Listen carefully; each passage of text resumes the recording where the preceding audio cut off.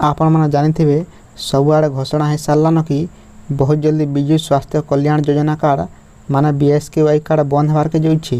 तार संगे संगे आर गोटे बहुत बड़ अपडेट सामना के आसी जेनटा कि राज्य में लागू होबार के जाऊँगी आयुष्मान योजना कार्ड।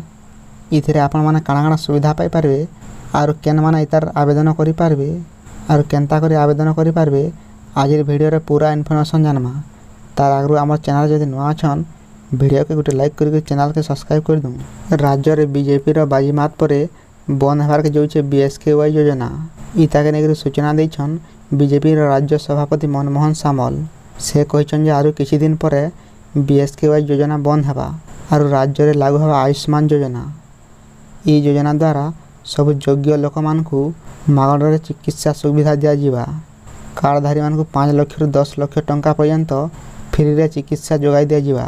तार पर ई आयुष्मान योजना कार्ड पाइबार लगी केन केन माने योग्य परिवार जदि कहीं अक्षम सदस्य अछन ना तो आपनकर घर जदि चाल खपर हितबा आपन जदि दिन मजुरिया होइछन ताले आपन ई योजना लगी विवेचित ही पारबे। ई कार्ड के केनता करी आपन आवेदन करि पारबे। वर्तमान आयुष्मान योजना कार्ड भारत में लागू हो सारी किंतु ओडिशा रे बहुत जल्दी लागू होबार के आयुष्मान योजना। जेतेबेले ऑनलाइन आवेदन आरंभ होबा आपन आपनकर पाखे थिबा CSC सेंटर के जाई करी आराम से इटा आवेदन करि पारबे। इथिले आपन को आपनकर डॉक्यूमेंट आधार कार्ड राशन कार्ड और मोबाइल नंबर लागबा।